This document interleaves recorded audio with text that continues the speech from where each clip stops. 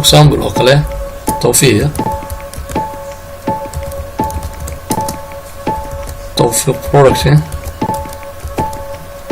product company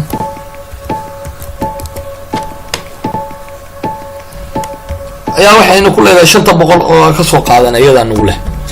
marka saas un baa leenahay haddaan rabno inaan mid kale abla gareynana waxaa leenahay Stefan Kalos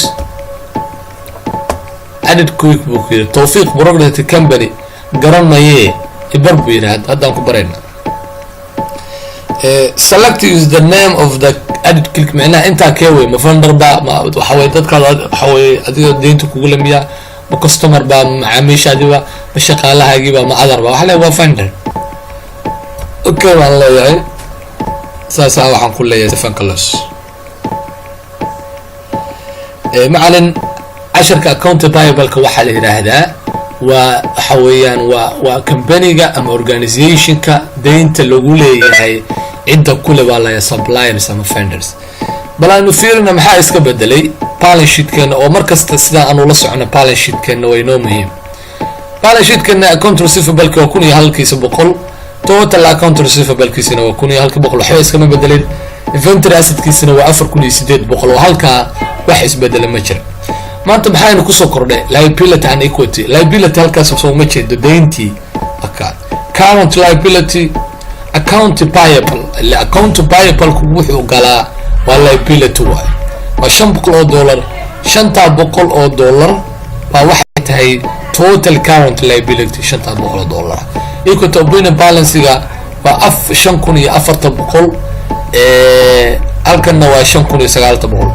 waayo de halkan waa 5,900 5,900 hadii laga jaro waxa weeyaan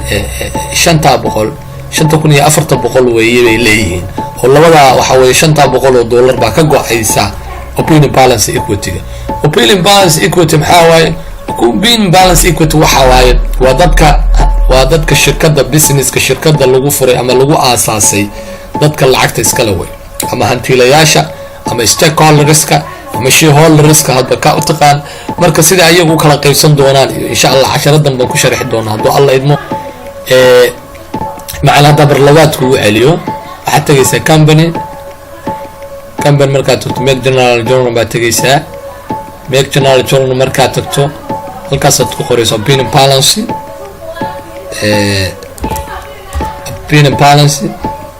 kadib halka waxa ku qoraysa direct la hadda waa garanaya account payable direct waa garanaya gali waxa gelisaa $100 gali halkana waxa gelisaa maadaama account payable waxa gelisaa say isgelin lahaa cidda kugu leh ama cidda kugu leh shayga for example kale waxa igu leh for example kale qof baaba igu leh waxa igu leh for example oo kale nin la yiraahdo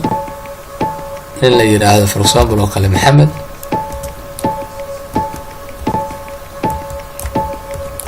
Maxamed Faarax oo kale Maxamed Faarax ayaa uu leh سأوصلنا وحليه محمد فارح كرر مايو